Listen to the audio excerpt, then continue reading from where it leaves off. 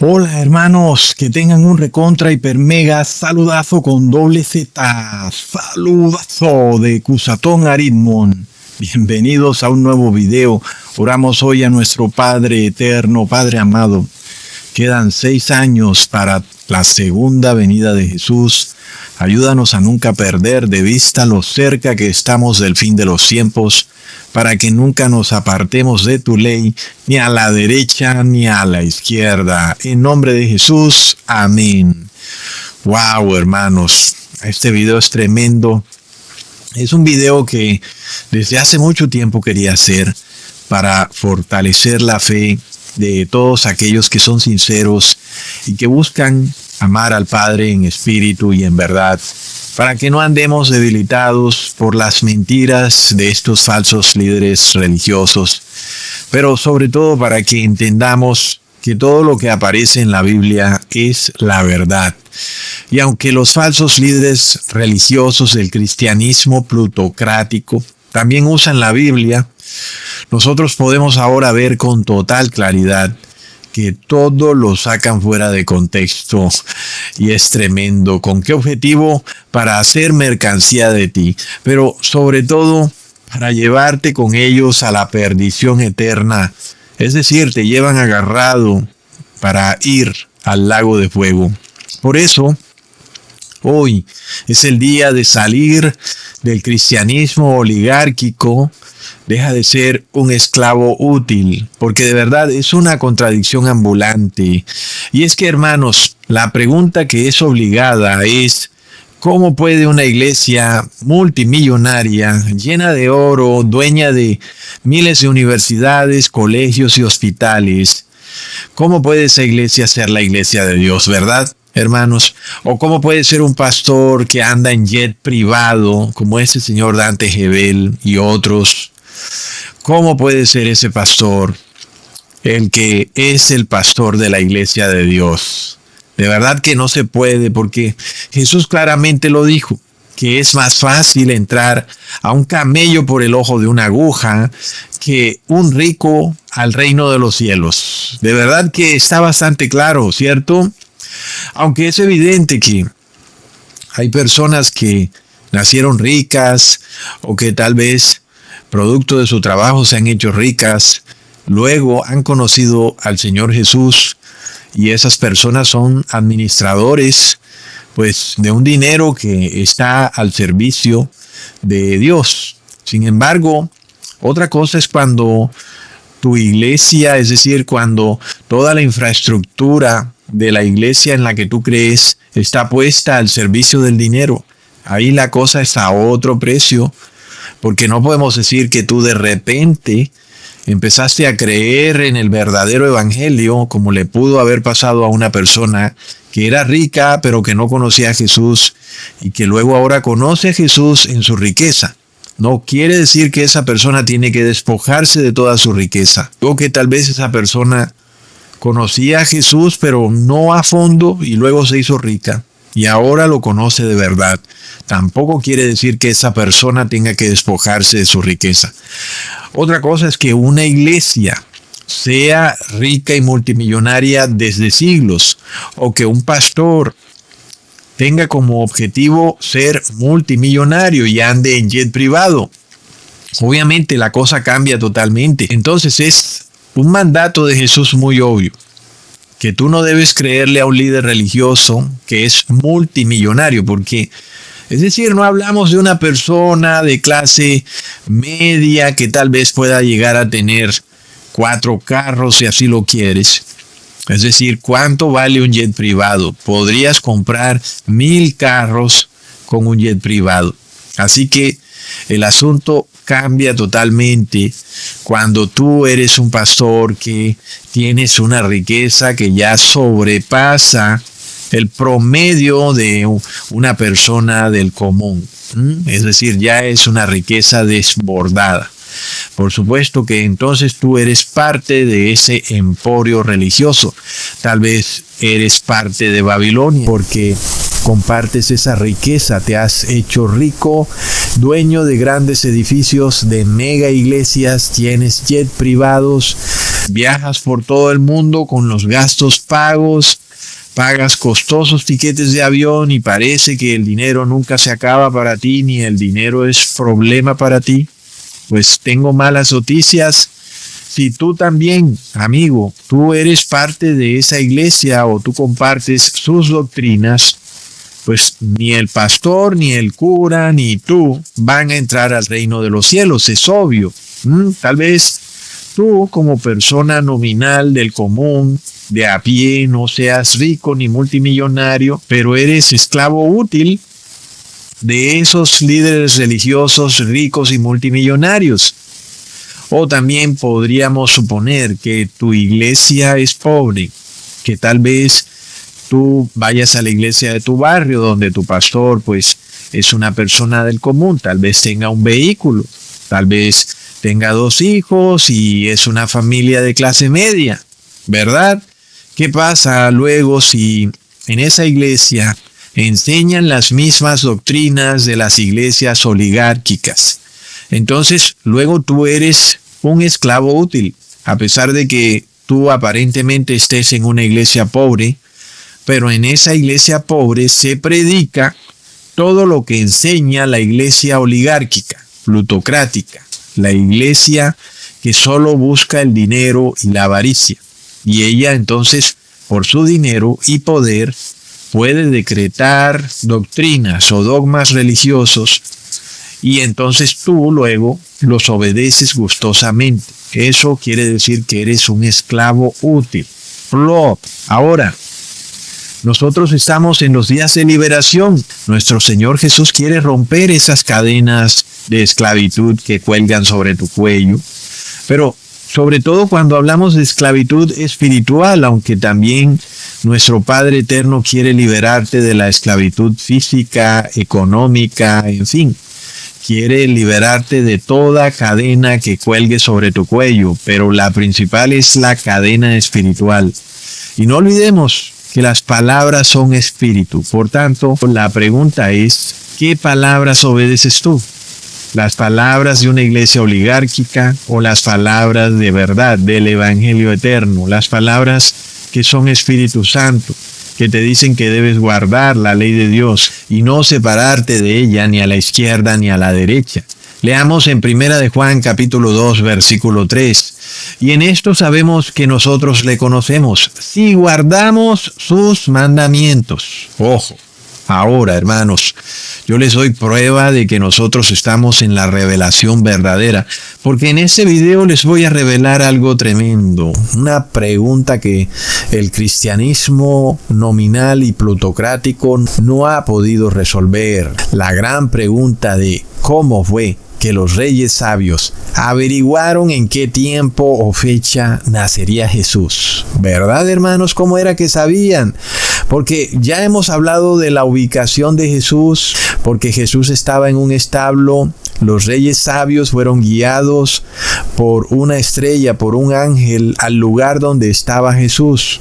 Pero ¿cómo supieron los reyes sabios la fecha exacta del nacimiento de Jesús? Sobre todo porque venían del oriente, de muy lejos. Es decir, tenían que tener de alguna manera evidencia contundente, una prueba verídica de que Jesús estaba por nacer. Porque, hermanos, eso nos revela mucho. Y es que si Dios le reveló en su palabra a ciertas personas la fecha de la primera venida de Jesús, yo me pregunto, ¿por qué no revelar también a sus siervos en los tiempos finales la fecha de la segunda venida de Jesús? ¿Verdad, hermanos? Sobre todo que ustedes saben, Dios no hace acepción de personas.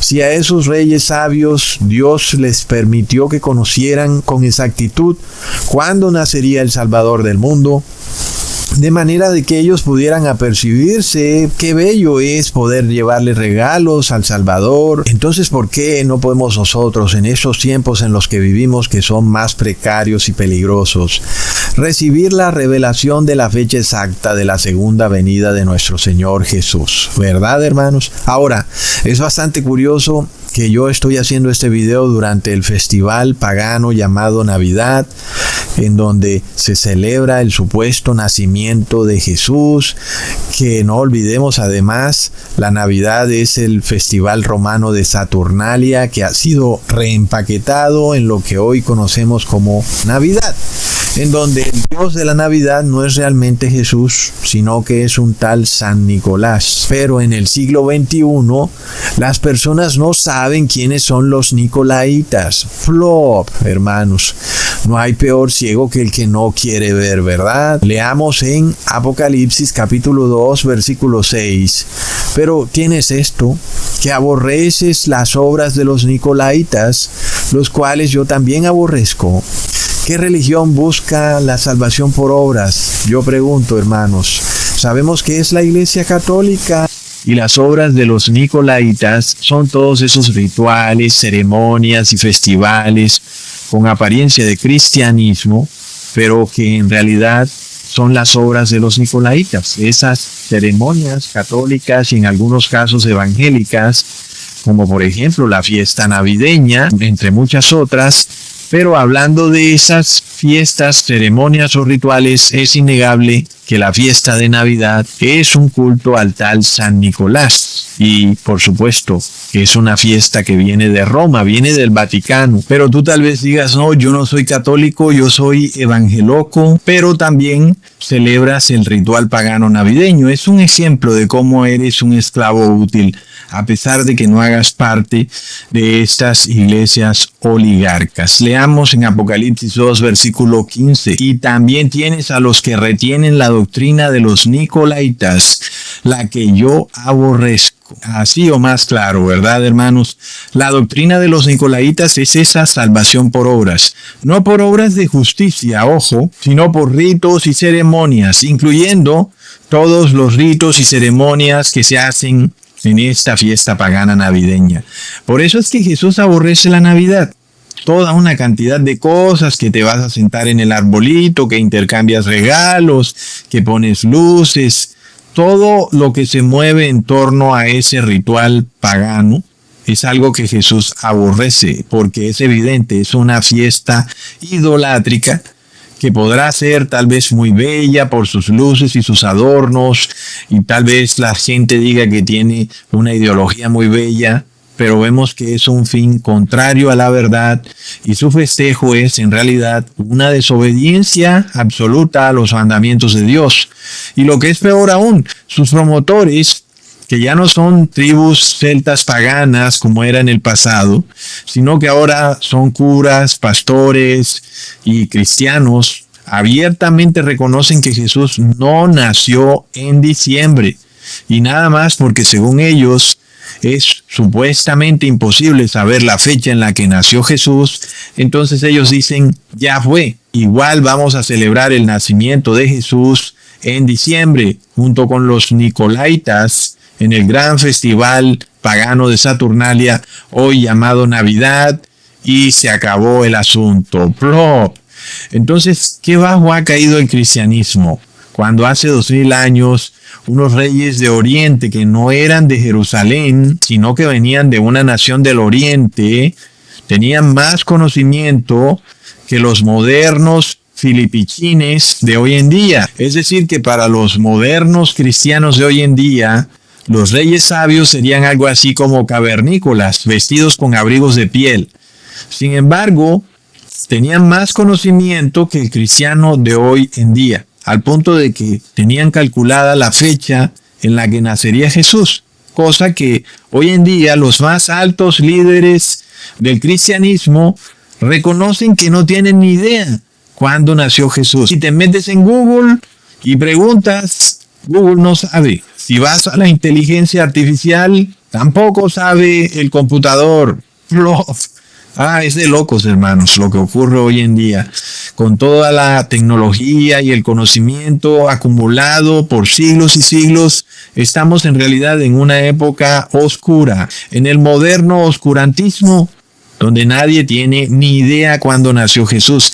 Sin embargo, Ellos son testimonio viviente de su idolatría porque reconocen a viva voz de que no saben cuándo nació Jesús. Sin embargo, siguen celebrando la fiesta pagana navideña que no tiene ninguna correlación con el nacimiento de Jesús. Entonces, mira tú eso, lo que se vive hoy en día. Hoy hay jóvenes que parece que ahora todo lo resuelven nada más abriendo una página de internet, buscando la inteligencia artificial, pensando que el algoritmo les dará una respuesta intrínsecamente ética, una respuesta despojada de las pasiones mundanas, y entonces se preguntan: computadorcito, computadorcito, ¿cuándo nació nuestro pastorcito? Y plop, la inteligencia artificial te dirá que no tiene ni idea. ¿Será que es verdad que no sabe, hermanos? El algoritmo tal vez te diga que Jesús nació entre los años 6 a.C. y el año 4 a.C. Pero un momentico, los reyes sabios no estuvieron en Jerusalén por largo tiempo.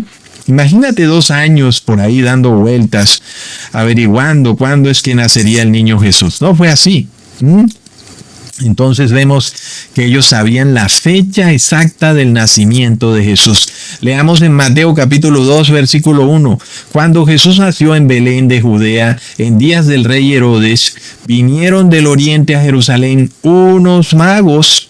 Ahora, estos reyes de nuevo vienen del oriente, pero un momentico, no era que el judaísmo era la religión más aclamada, la religión de Dios, el pueblo de Israel, pero vemos que quienes tenían el conocimiento de cuándo nacería Jesús no eran judíos, no eran tampoco personas instruidas en el judaísmo.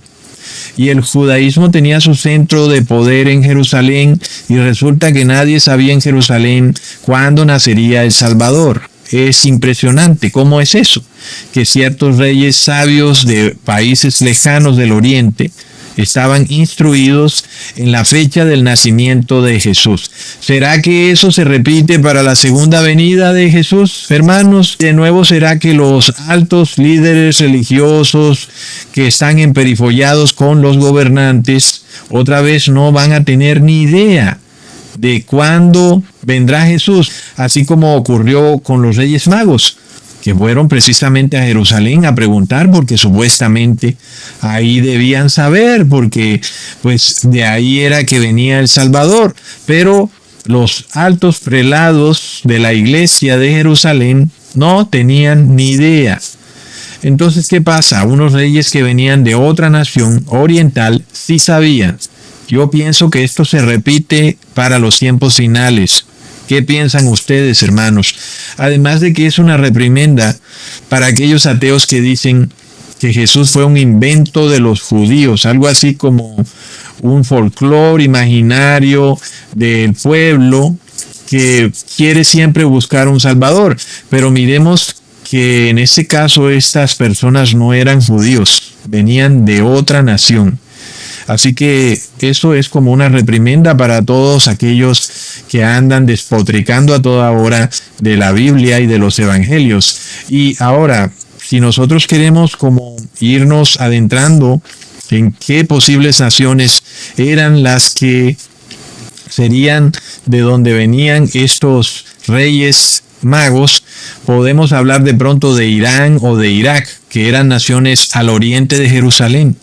Y sobre todo, siendo Irak la cuna del imperio babilónico, ¿verdad? Uno pensaría que tal vez esos reyes venían de Irak. Entonces se me viene la pregunta, ¿cómo fue que estos reyes magos obtuvieron semejante conocimiento que nadie en Jerusalén lo tenía, o por lo menos la mayoría de personas estaban totalmente absortas del evento cataclísmico que estaba por dividir la historia del mundo en dos partes? Imagínate nada más eso, como si viniera un terrible tsunami que arrasara con todo y nadie supiera lo que estaría por pasar. Es tremendo. Y entonces uno se pregunta en qué momento los Reyes Magos aprendieron eso. Leamos en Daniel capítulo 2, versículo 1 al 2.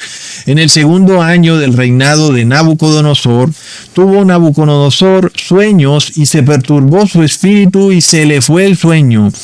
Entonces hizo llamar el rey a magos, astrólogos, encantadores y caldeos para que le explicasen sus sueños. ¿Recuerdan ustedes eso, hermanos, de cómo el rey Nabucodonosor tuvo un sueño? De repente se le olvidó, pero quedó como muy perturbado por el sueño. Entonces él dijo, bueno, no pasa nada, tengo aquí a mi corte de magos y de astrólogos, voy a llamarlos y ellos me dirán qué es lo que ha ocurrido, me revelarán el sueño. Entonces estos astrólogos a la final no eran judíos ni cristianos ni profesaban el judaísmo, sino que profesaban el paganismo, como en aquellas épocas, o la religión que predominaba en esa parte del mundo era el zoroastrismo, que era una religión que buscaba adivinar el futuro mirando las estrellas. Entonces yo me pregunto, ¿verdad, hermanos? Y vamos por partes, ¿será que uno de esos magos se terminó convirtiendo a la verdadera religión de Cristo y abandonó ese zoroastrismo, pero terminó aprendiendo cuándo nacería el Salvador? ¿Y por qué? Porque él fue testigo presencial de los milagros y del poder profético que tenía Daniel, quien, sin tener esa religión pagana y oculta de ellos, le reveló el sueño al rey Nabucodonosor, algo que ellos no pudieron hacer. Entonces Daniel pudo probar que el verdadero Dios era el Dios de los judíos, hablando en términos del verdadero judaísmo, que bueno, fue colapsando con el tiempo. Entonces, ¿qué pasa si esos reyes magos vienen de ese linaje, de esos magos que conocieron a Daniel? No es muy interesante, hermanos. Leamos en Daniel capítulo 2, versículo 10 al 12. Los caldeos respondieron delante del rey y dijeron, no hay hombre sobre la tierra que pueda declarar el asunto del rey. Además de esto, ningún rey, príncipe ni señor preguntó cosa semejante a ningún mago, ni astrólogo, ni caldeo, porque el asunto que el rey demanda es difícil y no hay quien lo pueda declarar al rey, salvo los dioses cuya morada no es con la carne. Por esto el rey, con ira y con gran enojo, mandó que matasen a todos los sabios de Babilonia, y se publicó el edicto de que los sabios fueran llevados a la muerte, y buscaron a Daniel y a sus compañeros para matarlos. Aquí el rey se sintió burlado, ¿verdad? Un momentico, ustedes, magos, astrólogos, hacen parte de la corte del rey y resulta que la religión que ustedes profesan es falsa, porque ustedes no pueden revelar lo oculto, lo verdaderamente oculto.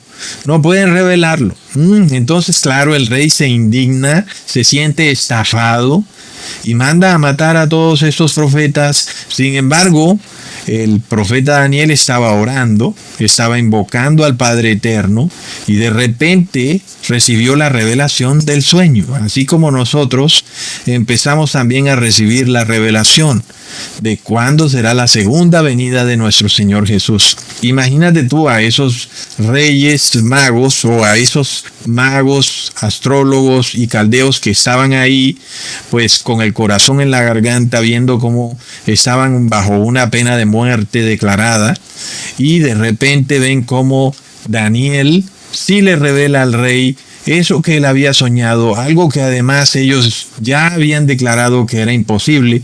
Como a es apenas obvio, pues nadie puede meterse en la mente de un ser humano y revelarle lo que ha soñado, ni el demonio puede, y por eso es que estos magos y astrólogos no pudieron recibir la revelación a través de los espíritus inmundos con los cuales ellos pues operaban, como ocurre normalmente con todas estas religiones paganas.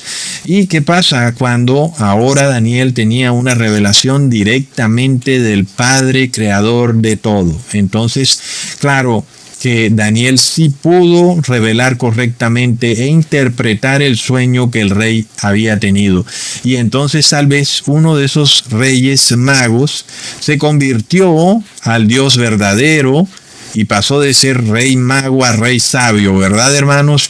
Porque ahora estaba ahí con Daniel, un hombre entendido, y que de repente le revela muchas cosas a estos reyes magos, inclusive la fecha de la venida de el Salvador del mundo, el Hijo de Dios, que de repente se convertiría en ser humano para salvar a la humanidad.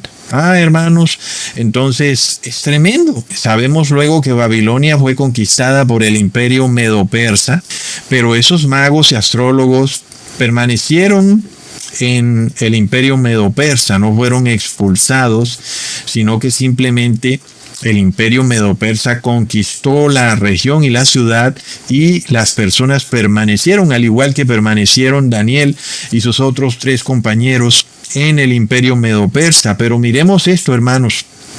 La palabra fuerte que traduce como magos o sabios en el Evangelio de Mateo, que es el único además que habla de este tema de los reyes magos, es la palabra fuerte G3097, que viene del griego mag-os, y de ahí el nombre de la película El Mago de Oz. Pero esa palabra griega mag-os tiene su origen en la palabra aramea Rab-Mag, que es la palabra fuerte H7248. Y esta palabra Rab-Mag curiosamente significa gran mago o jefe de los magos, jefe de los astrólogos. Lo vemos, hermanos, y vamos a comprobar entonces que sí había una casta de esos reyes magos que venían del gran mago. En Jeremías capítulo 39, versículo 13. En el 9º año de Sedequías, rey de Judá, en el mes 10º, vino Nabucodonosor, rey de Babilonia, con todo su ejército contra Jerusalén, y la sitiaron. Y en el 11º año de Sedequías, en el mes 4º, a los 9 días del mes, se abrió brecha en el muro de la ciudad, y entraron todos los príncipes del rey de Babilonia. Ojo, entraron los príncipes del rey de Babilonia y acamparon a la puerta de en medio: Nergal Sarecer, Sangar Nebo, Sarsequín el Rabsaris, Nergal Sarecer el Rab-Mag. Ahí lo tenemos, Rab-Mag, el gran jefe de los magos. Lo vemos, es decir, este Rab-Mag es la misma palabra que nosotros leemos en el capítulo 2 de Mateo, cuando se habla de los reyes magos. Es el mismo, hermanos. Obviamente que este sería como el tatarabuelo, pero eso nos revela que es el mismo linaje de Rab-Mag. Es de locos. Entonces, nosotros sabemos, obvio, que el pecado de la astrología es cuando tú tratas de predecir el futuro a través de ver el movimiento de las estrellas, del sol y la luna, como hoy inclusive hacen en estos movimientos de judíos mesiánicos, por ejemplo como Shalom 1:32, que de continuo están mirando las constelaciones y las alineaciones de Neptuno, Saturno y Júpiter, o también están mirando los eclipses para saber qué es lo que viene en el futuro. Pues eso es astrología. ¿Ok?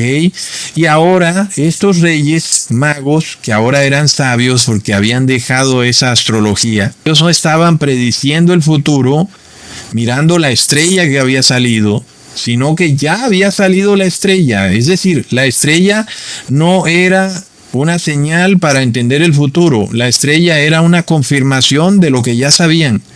Ya sabían que había nacido el Salvador del mundo y ahora veían su estrella. Leamos en Mateo capítulo 2, versículo 2, diciendo: ¿dónde está el rey de los judíos que ha nacido? Porque su estrella hemos visto en el oriente y venimos a adorarle. Lo vemos, están hablando en pasado. no están hablando en futuro. Es decir, que ellos no saben el momento en que nace Jesús por la estrella. Lo que ellos saben por la estrella es la ubicación de dónde estaba Jesús, pero ellos ya sabían la fecha. Es decir, ya es lo que le dicen a Herodes: ¿dónde está el rey de los judíos que ya nació? Entonces ellos ya sabían la fecha exacta, hermanos. ¡Plop! Es de locos. Y el punto crucial es ese, hermanos. ¿Qué fue lo que ellos conocían, que tenían tal certeza de que Jesús ya había nacido, verdad? Ahí es donde nosotros recordamos a Daniel. Él les dijo algo muy importante, que les reveló la fecha exacta del nacimiento de Jesús. Y luego, cuando vieron la estrella, vieron una confirmación. Es decir, tú sabes la fecha y luego ves algo en el cielo, pues ya no hay duda en lo absoluto. Imagínate nada más. Era evidente. Esos que fueron a donde Herodes a preguntar eran los descendientes de Rab-Mac, el príncipe del rey de Babilonia, del rey Nabucodonosor. Es de locos, hermanos. ¿Quién se puede inventar semejante historia? Es decir, esto es como para escribir un libro y averiguarse toda la historia de estas personas y su linaje, los descendientes de Rab-Mac en el imperio babilónico y luego el imperio medo-persa, quiénes fueron sus hijos y luego los hijos de sus hijos, y cómo fueron pasando este conocimiento de generación en generación, hasta el punto que desde que Daniel vivía hasta cuando nace Jesús, creo que pasaron como 4 siglos o 5 tal vez. Imagínate, y esta revelación de la fecha del nacimiento de Jesús sería dada de generación en generación de forma ininterrumpida, no por los fariseos o los líderes religiosos de Jerusalén, sino por personas en un país del oriente. Es impresionante, hermanos. Leamos en Mateo capítulo 2, versículo 7. Entonces Herodes, llamando en secreto a los magos, indagó de ellos diligentemente el tiempo de la aparición de la estrella. Ahí está, hermanos. Es decir, Herodes ya sabía que la estrella había salido, porque pues ya los reyes magos le habían dicho: ha nacido el Salvador, porque hemos visto su estrella. Y uno se pregunta, pues ¿para qué Herodes indaga el tiempo de la aparición de la estrella? Y es porque él no quería saber nada del Salvador, sino que quería tener una idea de cuál era su edad. Ese era el punto crucial para Herodes. Es que Herodes actuó bastante astuto, con mucha sagacidad. No solo quería saber la ubicación exacta del Salvador, sino por si las moscas, quería saber también cuál sería el tiempo de la aparición de la estrella. Y eso a él le daba una información súper importante, hermanos. Entonces, ¿qué pasa? La estrella daba la ubicación del niño, pero el cálculo del tiempo de la aparición de la estrella le daba a Herodes la fecha en que nacería el niño, es decir, le daba la edad del niño. Muy importante, porque si luego Herodes no tenía la ubicación del niño, sí tenía la edad del niño. Y estábamos ante un tirano de esos nefastos, hermanos, que fue capaz de pasar un decreto de matar a todo niño menor de 2 años, porque él empezó a calcular también el tiempo en el que más o menos nacería Jesús. Entonces, si volvemos de nuevo a lo que dice la inteligencia artificial, que habla de el año 6 antes de Cristo al año 4 antes de Cristo, aunque de nuevo es una fecha demasiado vaga, y Herodes pensó que el niño debía tener menos de 2 años. Y por supuesto que entonces él pasa un decreto con base a un grupo de edad. ¿Te recuerda algo, verdad? Cuando nosotros vimos en el 2020 que se pasaron decretos en base a grupos de edad, como decían ellos, grupos etarios. Y es porque, ¿será que tal vez ciertos poderes tiránicos y satánicos en este mundo no saben quiénes son los 144,000, pero quieren de alguna manera matarlos, y por eso pasan estos decretos basados en grupos de edad. Es de locos, hermanos. La verdad que uno se queda impresionado. Leamos en Mateo capítulo 2, versículo 16. Herodes entonces, cuando se vio burlado por los magos, se enojó mucho y mandó a matar todos los niños menores de 2 años que habían en Belén y en todos sus alrededores, conforme al tiempo que había inquirido de los magos. Wow, hermanos. Yo pregunto, ¿será que esas madres que tenían niños de 2 años no deberían haber sabido la profecía donde las madres lloraban por sus niños? Hermanos, y es tremendo porque a veces la palabra nos dice que hay que salir de Babilonia. Y hay que orarle mucho a Dios por estas cosas, hermanos, porque es difícil hacerlo a través del esfuerzo propio. Pero es peor aún cuando tú te quedas dormido en el asunto, sin entender por qué Dios te dice que salgas de Babilonia. En este caso, esas mujeres tal vez debieron haber sabido que venía un momento en el que las madres iban a llorar por sus hijos. Venía un terrible decreto en contra de los niños. Y que en algún momento había que huir de la región de Belén. Nosotros hoy tenemos a la dinastía herodiana, que además ha usado a YouTube y a las redes sociales para inquirir cuándo es más o menos la fecha de la segunda venida de nuestro Señor Jesús. Todavía estamos también con un rango de tiempo, así como Herodes, que tenía un rango de tiempo de 2 años. Nosotros ahora tenemos un rango de tiempo de 6 años, en donde decimos que Jesús debe venir antes del 2031. ¿Verdad? Y luego será que viene también un decreto de muerte. Así como Herodes trató de matar a Jesús, ahora los modernos Herodes tratan de matar al cuerpo de Jesús. A través de un decreto de muerte buscan matar a los 144,000. ¿Lo vemos, hermanos? Y yo pregunto, hermanos, si será que también llegará el punto en el que van a querer individualizar a los 144,000 usando la identificación biométrica.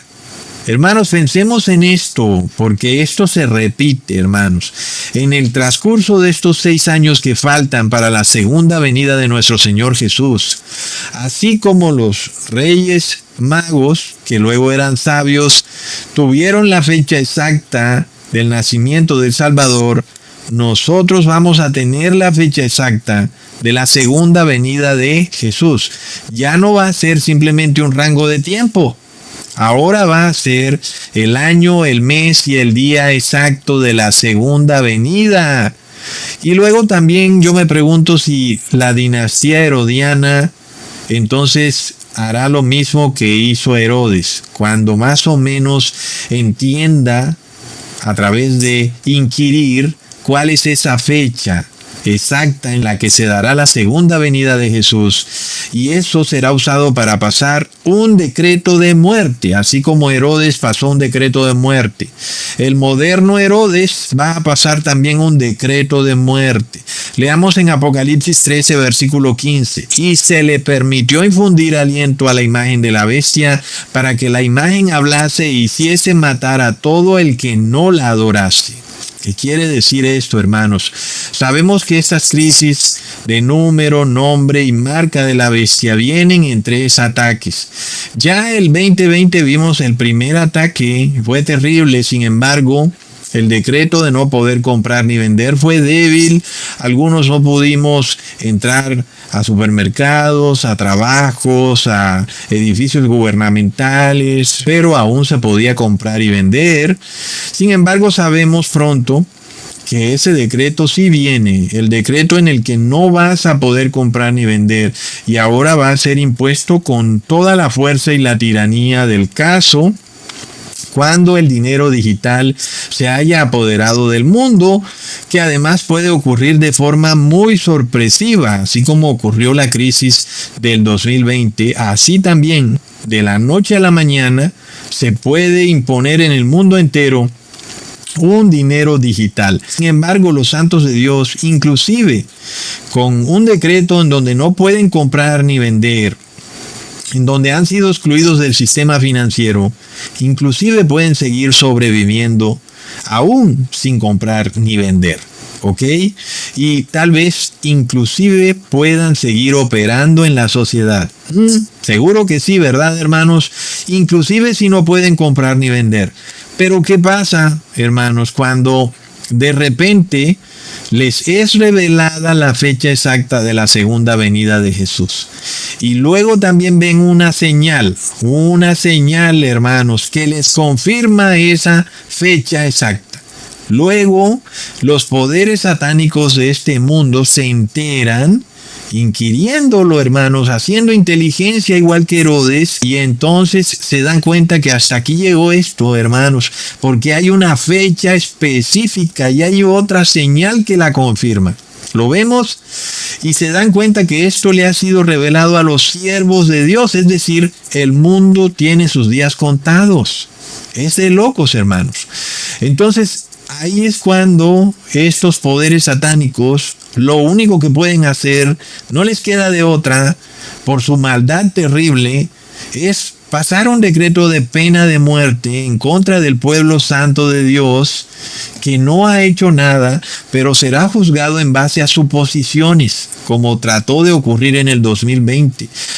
Que me parece que tú estás contagiando. ¿Te parece? ¿Te parece? Es decir, ¿me vas a juzgar en torno a una suposición? Claro que eso era lo que querían hacer y en algunos casos lo hicieron. Pero sabemos que viene mucho peor esto, hermanos. ¿Y qué quiere decir? Que los reyes sabios no solo tuvieron la estrella, pero ellos ya sabían la fecha, hermanos. La pregunta es esa: ¿cómo pudieron saber la fecha exacta del nacimiento de Jesús? Sin embargo, cuando Herodes se entera que ya no era nada más así como que una profecía, sino que ahora había una fecha exacta y una estrella que lo confirmaba, ahí viene el decreto de pena de muerte. Hermanos, entonces hoy nosotros tenemos un rango de tiempo aún, igual que como lo tuvieron en algún momento los fariseos. Ellos entendieron que el Salvador debía tener menos de 2 años. Hoy nosotros estamos en un rango de tiempo de 6 años, que van del 2025 al 2031. Pero pronto nos va a ser revelada una fecha específica, hermanos. Ojo con eso. Leamos en Amos capítulo 3, versículo 7. Porque nada hará Jehová el Señor sin que revele su secreto a sus siervos los profetas. Ahora, los curas y pastores se llenan la boca diciendo que jamás nadie podrá saber la fecha exacta de la segunda venida de nuestro Señor Jesús, ni te preocupes en saberlo, porque nadie lo va a poder saber jamás. Olvídate del asunto. Sabemos que el versículo que ellos usan para decir eso es Marcos capítulo 13, versículo 32 al 33. Pero de aquel día y de aquella hora nadie sabe, ni los ángeles que están en el cielo, ni el Hijo, sino el Padre. Mirad y velad y orad, porque no sabéis cuándo será el tiempo. Miremos la aclaración, ¿verdad, hermanos? Nadie sabe, pero velad, orad y mirad. Entonces, ¿qué nos quiere decir eso? Que los que están velando sí van a saber.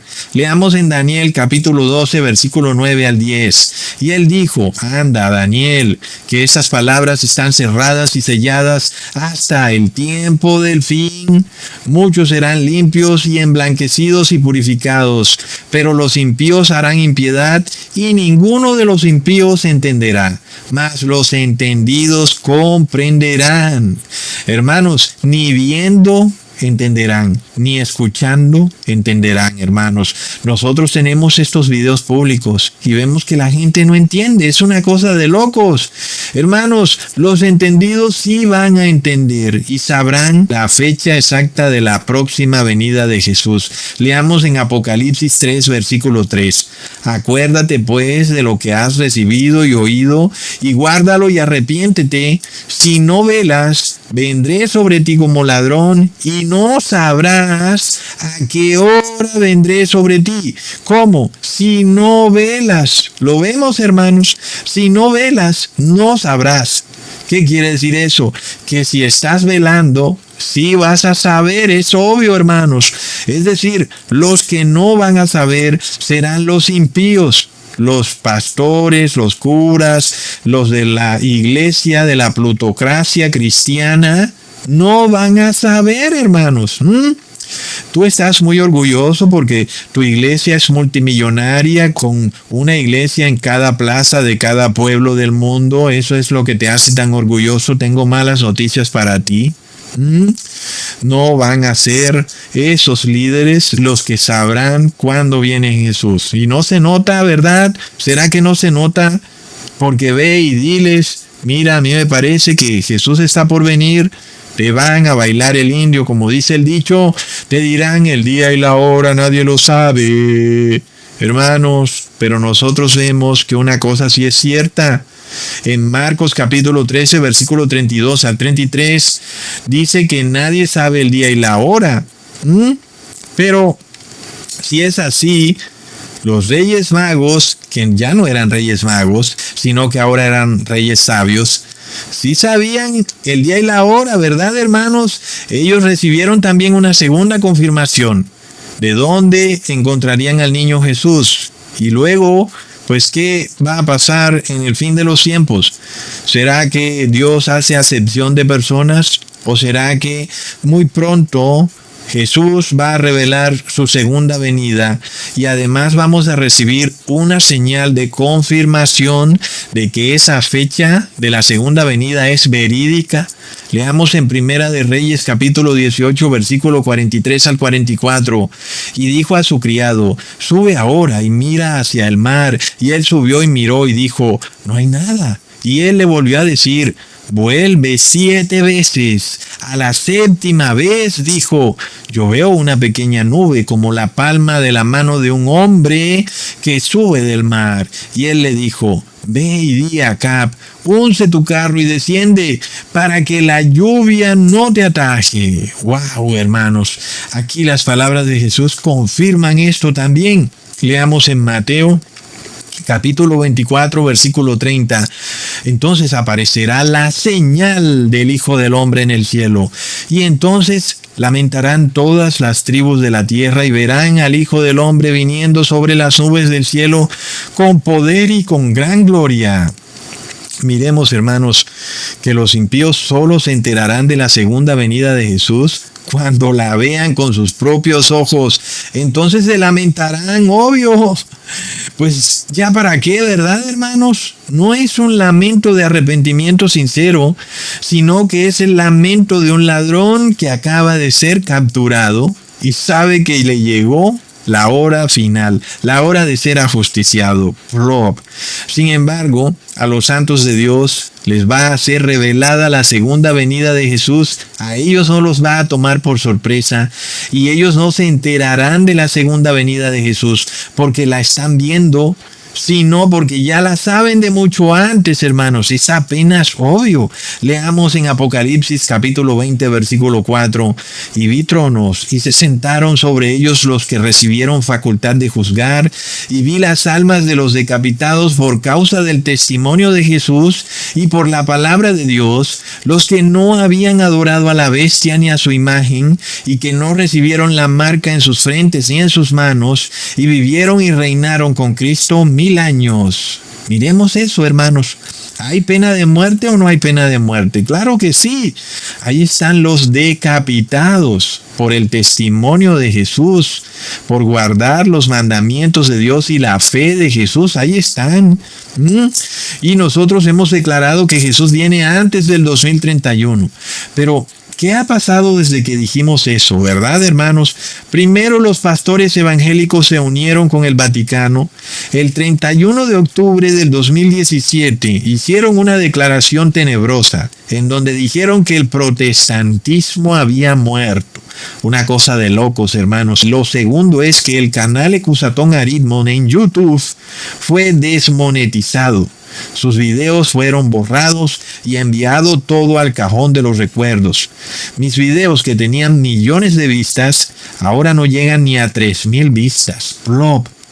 Lo tercero fue que en el 2020 se desató la crisis del 666. Nosotros lo vimos perfecto, hermanos. Fue una revelación de locos.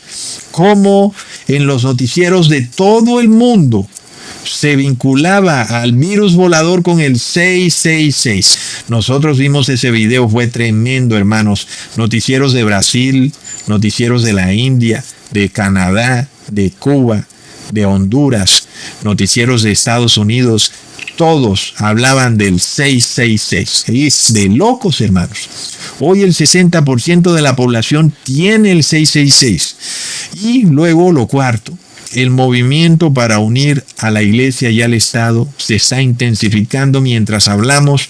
Nosotros ya hemos expuesto los movimientos secretos del señor Agustín Laje con la iglesia evangélica, siendo Agustín Laje un católico romano, y eso es ecumenismo, y el ecumenismo es globalismo, y el intento es lograr que las iglesias evangélicas se infiltren en la política para así poder pasar decretos religiosos de locos.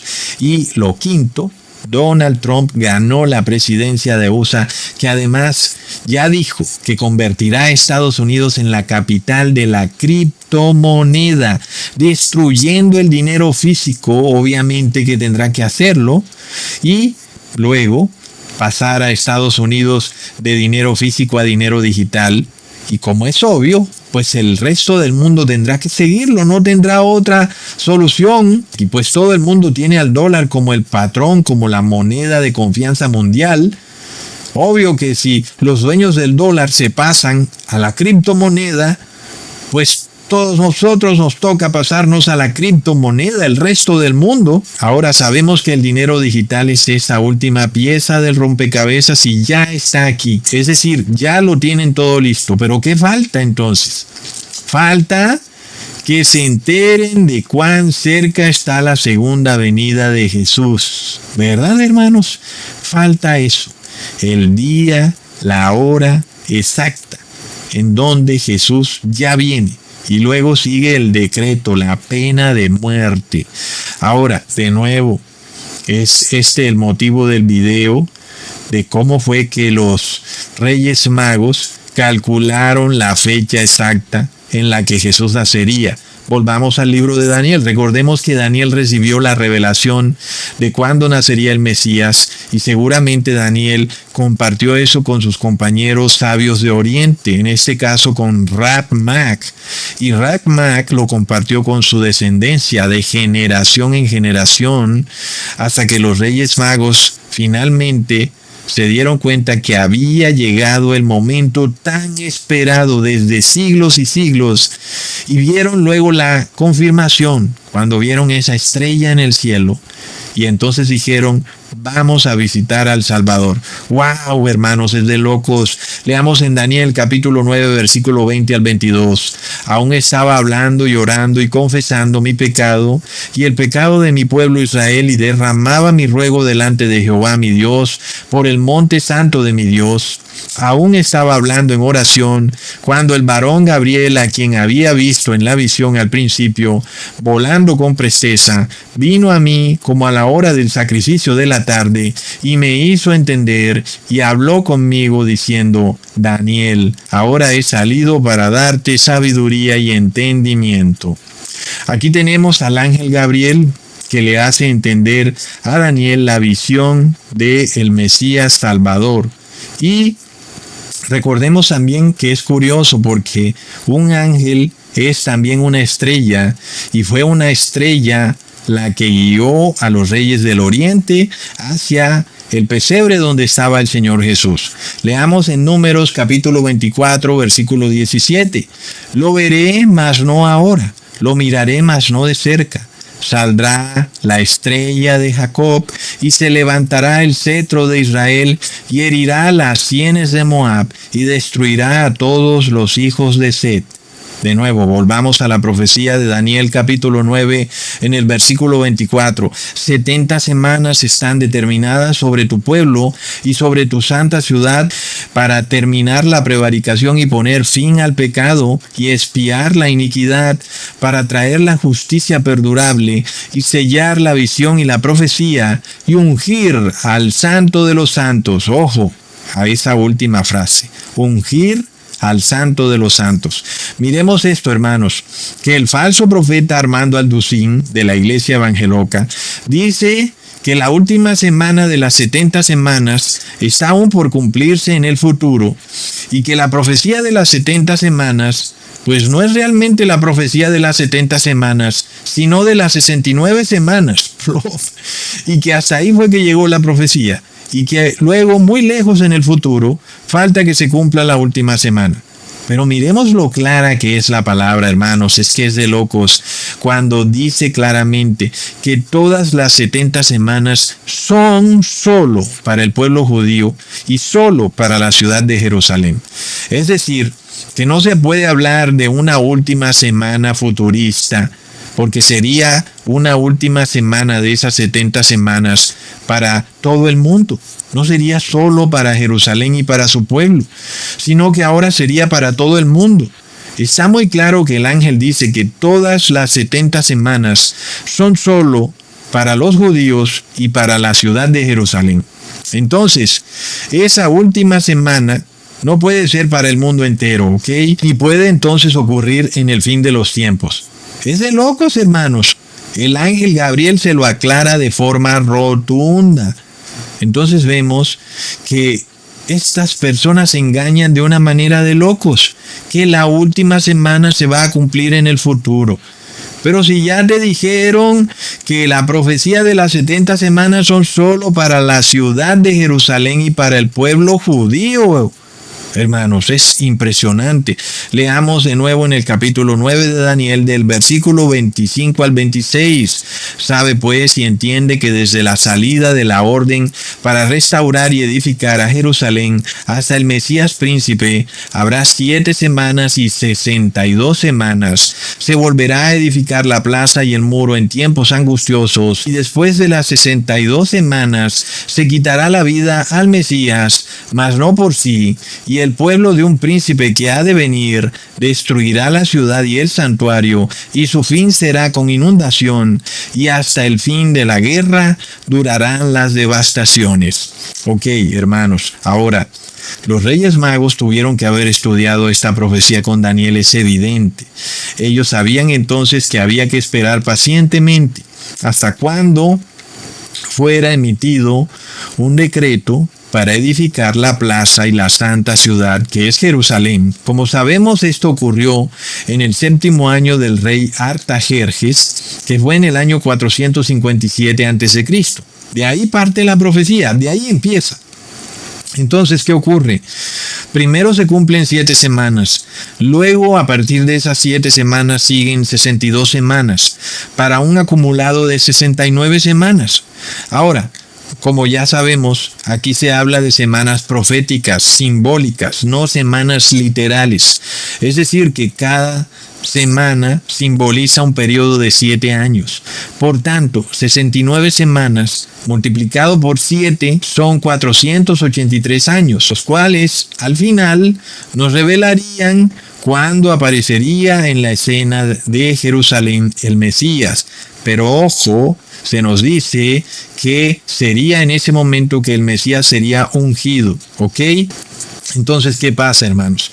Como pasamos de antes de Cristo a después de Cristo, tenemos que restar los valores. Entonces tomamos el año 457 antes de Cristo y le restamos el año 483. Y eso nos lleva al año 26 después de Cristo.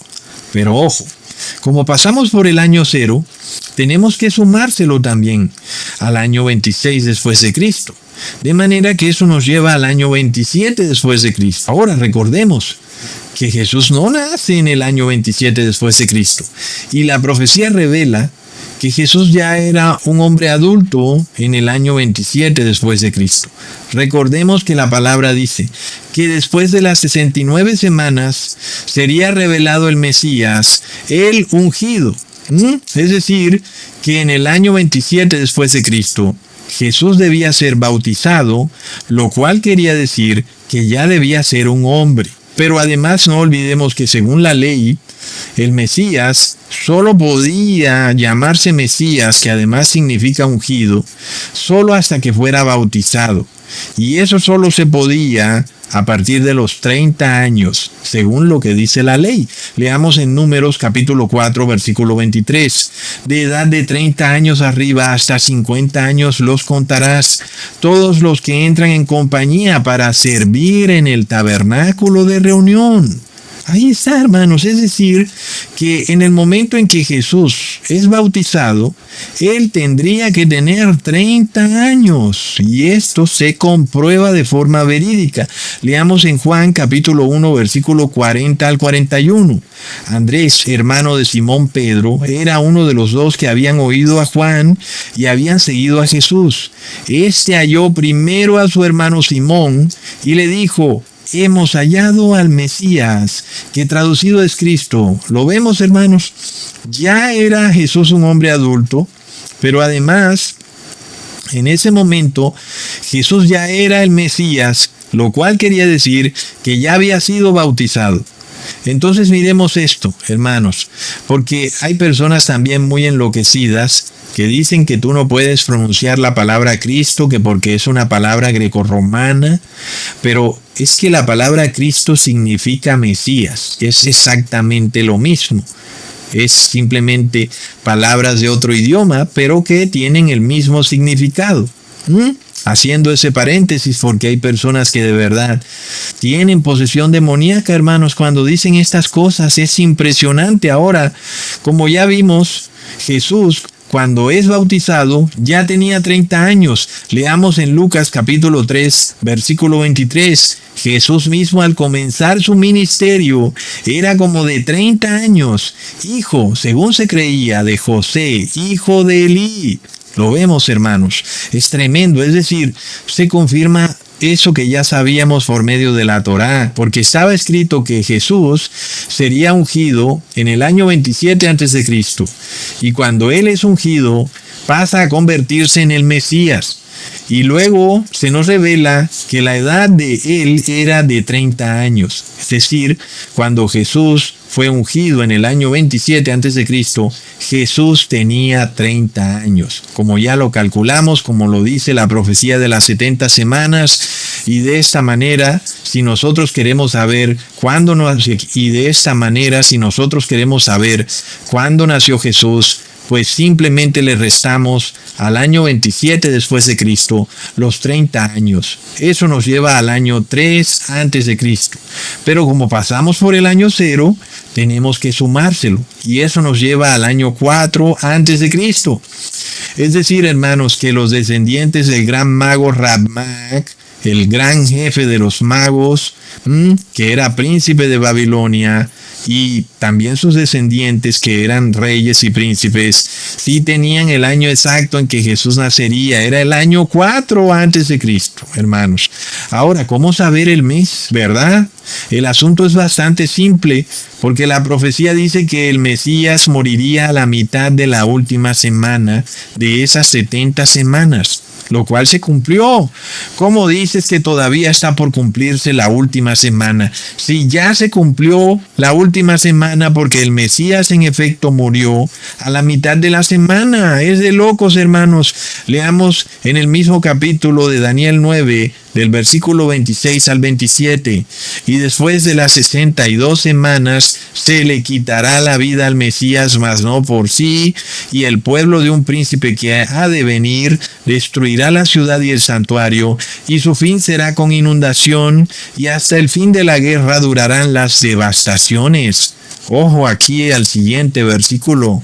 y por otra semana confirmará el pacto con mucho. Aquí está la 70 semana. Luego, a la mitad de esta semana 70, hará cesar el sacrificio y la ofrenda. Después, con la muchedumbre de las abominaciones, vendrá el desolador hasta que venga la consumación y lo que está determinado se derrame sobre el desolador. Bastante claro, ¿verdad? Que en la mitad de la última semana el Mesías moriría.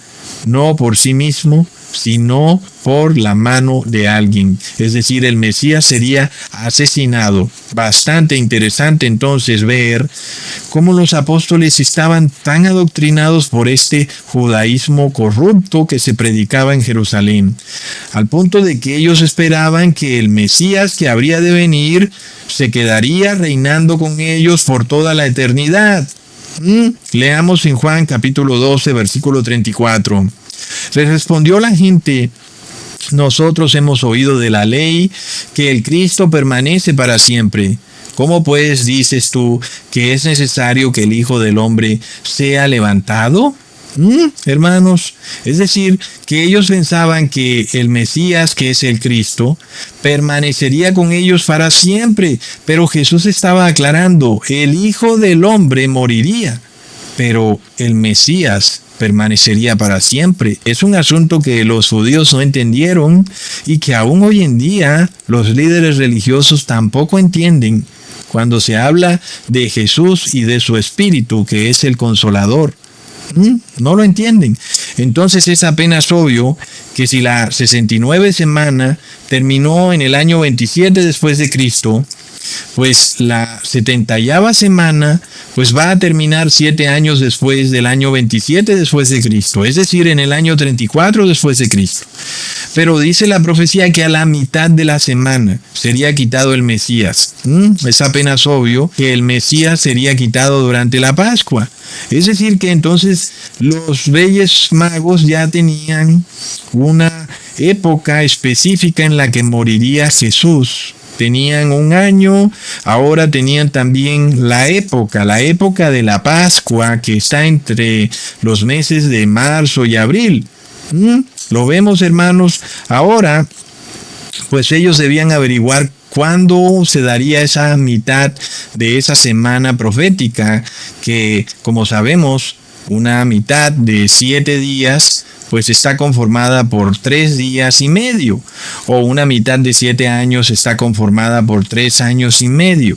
Así que si nosotros partimos de la Pascua del año 34 después de Cristo hasta la Pascua del año 31, pues ahí solamente tenemos 3 años, por lo que si le sumamos el medio, es decir, los 6 meses más, eso nos lleva al otoño del año 30. Pero eso no concuerda con la mitad de la semana. Como sabemos, el Mesías debía morir no solo en la mitad de la semana, pero también en la Pascua. Si partimos de la Pascua del año 34, restándole 3 años y medio, pues eso nos lleva al otoño del año 30, es decir, que no cuadra. ¿Lo vemos, hermanos? Entonces es evidente que debemos partir del otoño del año 34 después de Cristo, primero restándole 6 meses, y eso nos lleva a la Pascua del año 34 después de Cristo, y ahora sí le restamos 3 años nada más, y eso nos lleva a la Pascua del año 31 después de Cristo, y ahora sí se cumplen los 3 años y medio, es decir, ahora sí estamos exactamente a la mitad de esa semana profética, y es ahí cuando el Mesías muere, a la mitad de la semana. Así que ya sabemos, las 70 semanas terminan entonces en el otoño del año 34. Eso nos quiere decir, hermanos, como es apenas obvio, que si nos devolvemos los 490 años atrás de la profecía y llegamos al año 457, pues llegamos al otoño de ese año. Y de nuevo, si le sumamos las 69 semanas a esa fecha, o 483 años, pues eso nos lleva al otoño del año 27 después de Cristo. Es decir, que se comprueba fácilmente que Jesús es bautizado en el otoño del año 27 después de Cristo. Ahora, de nuevo, Si le restamos esos 30 años de edad que tenía Jesús en ese momento, pues eso nos lleva al otoño del año 4 antes de Cristo.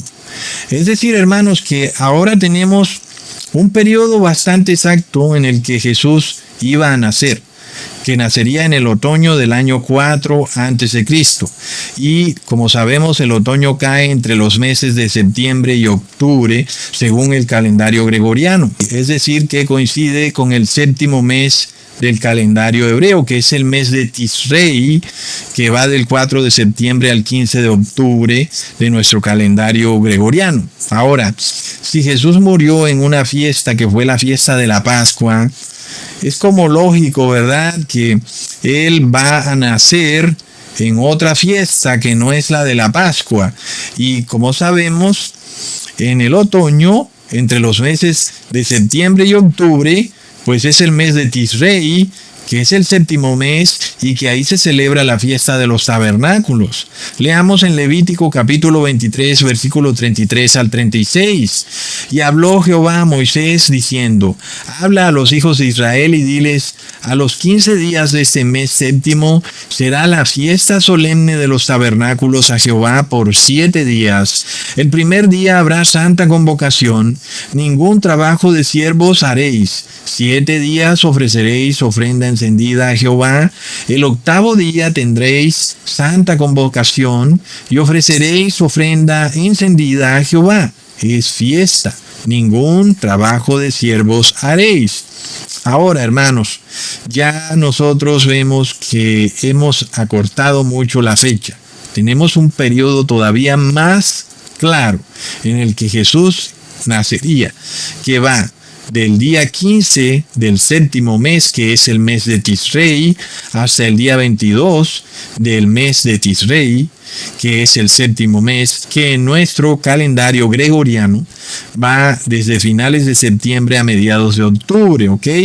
Miremos esto, hermanos, que es de locos. ¿Acaso no es cierto que Jesús nació en una cabaña? Es decir, ahí tenemos los pesebres esos por todo el mundo, hermanos, que también son bastante idolátricos, pero a la final hasta sirven para darse cuenta que Jesús nació en una cabaña. Es decir, que Jesús estaba celebrando con su nacimiento la fiesta de las cabañas, hermanos. Es de locos, que es la misma fiesta de los tabernáculos. Pero eso nos revela algo más interesante, que si Jesús nació en la fiesta de las cabañas o tabernáculos, Jesús viene en su segunda venida también en la fiesta de las cabañas o tabernáculos. ¿Lo vemos, hermanos? Entonces, nosotros ya tenemos un rango de tiempo bien claro que nos revela que Jesús vendrá a finales de septiembre para su segunda venida. Ahí tenemos casi que el día y el mes, hermanos. Es decir, lo tenemos muy, muy exacto. Ya nada más nos falta el año. Debe ser uno de los siguientes 6 años. Yo diría que tal vez esté entre el año 2028 y el año 2031. Ahora, es curioso, hermanos, porque la fiesta de los tabernáculos también tiene que ver con una cosecha. ¿No es impresionante? Tiene que ver con recoger el producto de la tierra. Leamos en Éxodo capítulo 23, versículo 16. También la fiesta de la siega, los primeros frutos de tus labores que hubieres sembrado en el campo, y la fiesta de la cosecha a la salida del año, cuando hayáis recogido los frutos de tus labores del campo. Hermanos, ¿cuál es esa fiesta de la cosecha a la salida del año? Hermanos, es que no hay otra. La única fiesta a la salida del año es esa fiesta del séptimo mes de Tisrei, que es la fiesta de los tabernáculos. Es la única, hermanos. No puede ser Hanukkah, no puede ser la fiesta navideña, hermanos. Ninguno de estos inventos idolátricos. La única última fiesta es la de los tabernáculos, que es también la de las cosechas. Entonces es un punto importante. La cosecha de Dios, hermanos, donde ocurrirá en el fin de los tiempos. El pueblo de Dios estará habitando en cabañas y Dios vendrá a cosechar Recuerden, hermanos, mejor es una cabaña con Dios que una mansión con el demonio. Plop. Leamos en Éxodo capítulo 23, versículo 14 al 17. 3 veces en el año me celebraréis fiesta. La fiesta de los panes sin levadura guardarás. 7 días comerás los panes sin levadura, como yo te mandé, en el tiempo del mes de Abib. Porque en él saliste de Egipto, y ninguno se presentará delante de mí con las manos vacías. También la fiesta de la siega, los primeros frutos de tus labores, que hubieres sembrado en el campo, y la fiesta de la cosecha, a la salida del año, cuando hayas recogido los frutos de tus labores del campo. 3 veces en el año se presentará todo varón delante de Jehová el Señor. ¡Wow, hermanos! 3 veces, hermanos. La primera vez, el pueblo se presentó en la Pascua, cuando Jesús fue colgado en el madero. La segunda vez, Jesús resucita. El pueblo se presenta ante Jesús en la fiesta de las primeras frutas. Luego también uno podría decir que viene la fiesta de las semanas. La tercera vez, hermanos, es cuando Jesús viene en su segunda venida. 3 veces. Hermanos, Jesús también es el Cordero Pascual, y esta es la fiesta primera, la fiesta de la Pascua, la que empieza en el año, en donde viene también la fiesta de los panes sin levadura. También viene ahí la fiesta de los primeros frutos, cuando Jesús resucita. Y también pudiéramos decir que viene también ahí la fiesta de las semanas. Luego entonces sigue la fiesta de la cosecha, la última fiesta, hermanos, que yo diría que viene también ahí con la fiesta de las trompetas. Leamos en Primera de Tesalonicenses capítulo 4, versículo 16 al 17. Porque el Señor mismo, con voz de mando, con voz de arcángel y con trompeta de Dios, descenderá del cielo, y los muertos en Cristo resucitarán primero, y luego nosotros, los que vivimos, los que hayamos quedado, seremos arrebatados juntamente con ellos en las nubes para recibir al Señor en el aire, y así estaremos siempre con el Señor. Ahí está la fiesta de las trompetas, junto con la fiesta de la cosecha final, el pueblo de Dios viviendo en cabañas, porque hubo que salir de Babilonia, y el pueblo habita en cabañas. Dios viene a cosechar el fruto precioso de la tierra. Leamos en Apocalipsis 14, versículo 14 al 16. Miré y he aquí una nube blanca, y sobre la nube uno sentado semejante al Hijo del Hombre, que tenía en la cabeza una corona de oro y en la mano una hoz aguda.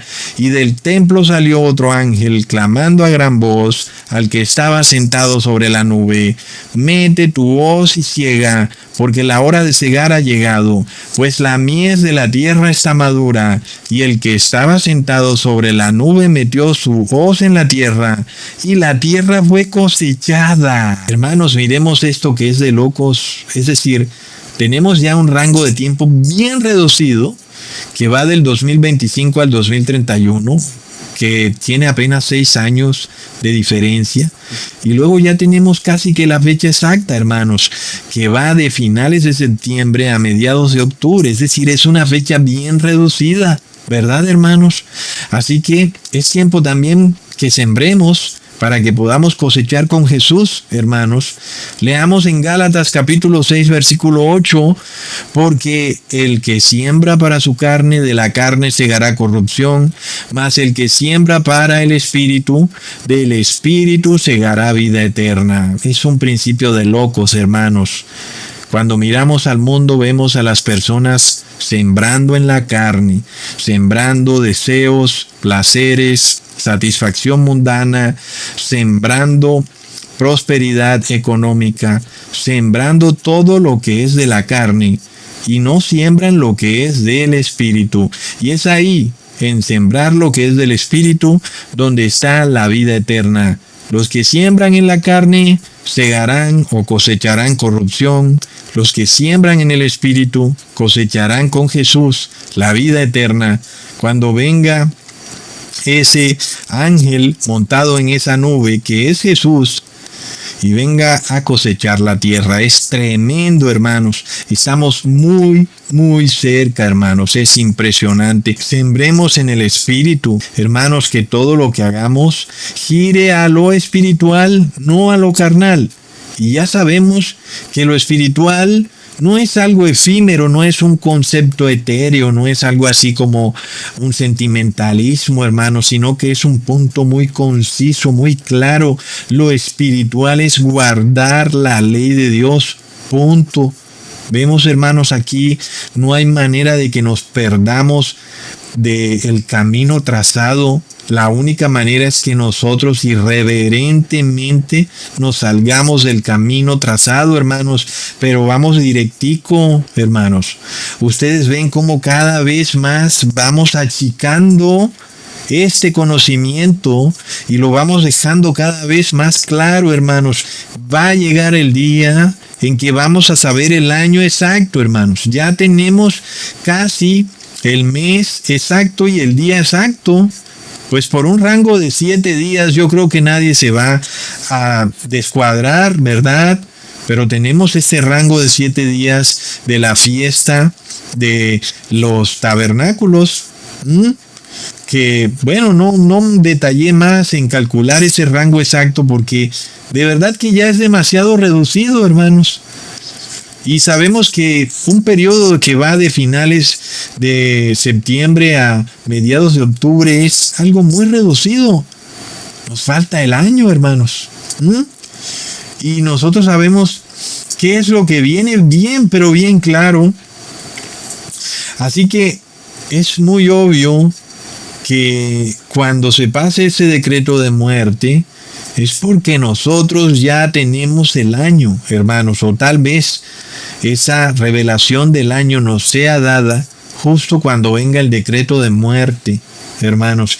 Y entonces miremos la misericordia de Dios, de que cuando ocurre eso tan horrible en esta tierra, de nosotros recibir un decreto de muerte cuando somos ciudadanos de bien, y luego Dios nos revela el momento en que viene Jesús de forma exacta. Es de locos, hermanos. Entonces, miremos y hagamos memoria hacia atrás cuando yo les decía y les hablaba del bautismo negro, del Pentecostés negro, y miremos el camino transitado, hermanos. Miremos cómo nos salvamos del 666 y solo gracias a eso ahora podemos tener esta posibilidad, la posibilidad de saber la fecha exactísima, hermanos. Y el mundo dirá que no es posible, pero yo en este video ya les probé que sí es posible, hermanos. Se los probé sin lugar a dudas. Solo los impíos no recibirán señal. Ellos solo se darán cuenta de la segunda venida de Jesús cuando lo vean viniendo sobre esa nube, hermanos. Pero el pueblo santo de Dios va a saber el día y la hora exactos con fecha, hermanos, de año precisa. Lo vemos, hermanos. Y se va a repetir lo mismo que ocurrió con Herodes. Herodes va a hacer inteligencia y va a darse cuenta, Jesús está por venir, voy a pasar este decreto de muerte. Y luego, ¿qué pasó con los Reyes Magos? Pues la estrella los guió a la ubicación exacta, hermanos, donde estaba Jesús, lo vemos. Es decir, que nosotros ahora tenemos este rango de tiempo ya más reducido. Pronto vamos a ver una señal que nos va a guiar a la fecha exacta, hermanos. Es de locos. Y tal vez esto lo digamos públicamente o tal vez en ese momento ya esta ventana ha sido totalmente apagada. No sé cómo se dará eso.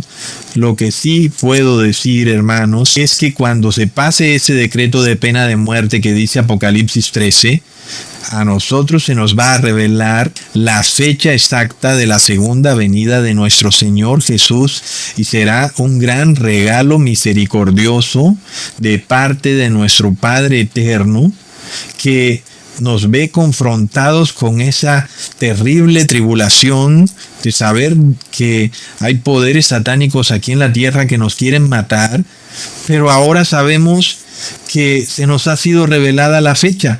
Y yo pregunto algo, hermanos, ¿qué es lo que estamos diciendo en este video?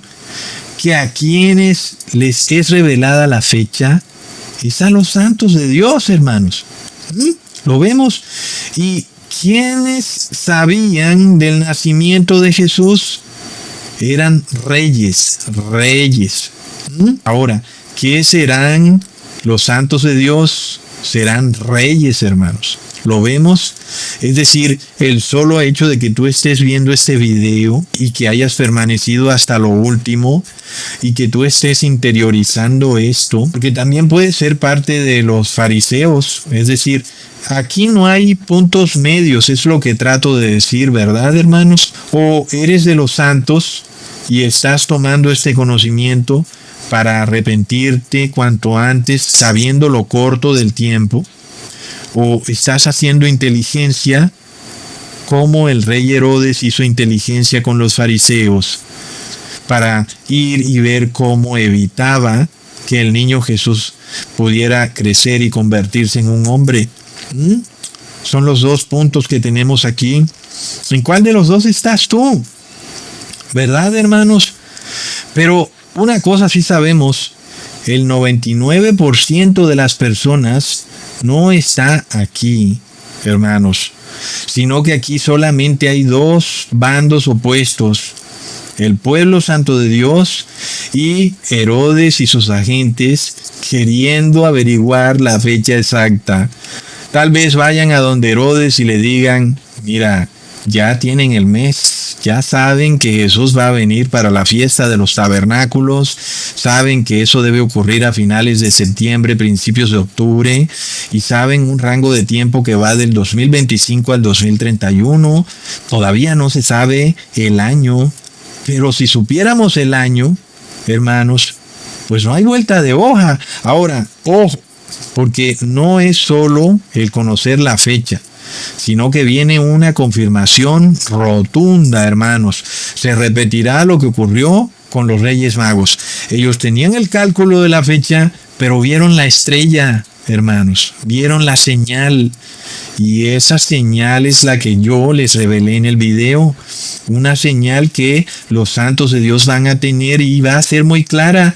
Va a ser una confirmación de que ese año que nos es revelado es el año verídico de la segunda venida de nuestro Señor Jesús. Lo vemos, hermanos, es de locos. ¿Quién puede predicar esto en alguna iglesia? Te sacarían corriendo. Te dirían: el día y la hora nadie lo sabe, aléjate de aquí. Es lo que te dirían. ¿Por qué Cusatón no puede predicar en las iglesias? Ninguna iglesia aguantaría un mensaje de estos, hermanos. Ninguna. No quedaría títere con cabeza, como dice el dicho, porque inmediatamente las personas se molestarían, porque sabrían que no son parte de ese grupo, no lo son. Es por eso que estos mensajes no son predicados en las iglesias.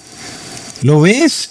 Lo recibes así, de un video de YouTube. ¿Quién se lo hubiera imaginado, verdad, hermanos? Así son las cosas de Dios. Es de locos, hermanos. Cuidado, cuidado. No te quedes por fuera. Nuestro Señor Jesús viene pronto, hermanos. Nunca antes fue tan obvio, nunca antes fue tan necesario que tú te arrepientas. Es que hablamos de un tiempo tan corto. Yo no te estoy diciendo: mira, aguántate esto 20 años. Es decir, te estoy diciendo: mira, esto es antes de 6 años. Vamos, apercíbete. Es un corto periodo de tiempo, hermanos. De nuevo, para no hacerme redundante, haz memoria de lo que ha venido pasando estos últimos 7 años y dime si yo me estoy inventando esto. No es cierto que ya pasaron el 666. No es cierto que dijeron que el protestantismo estaba muerto.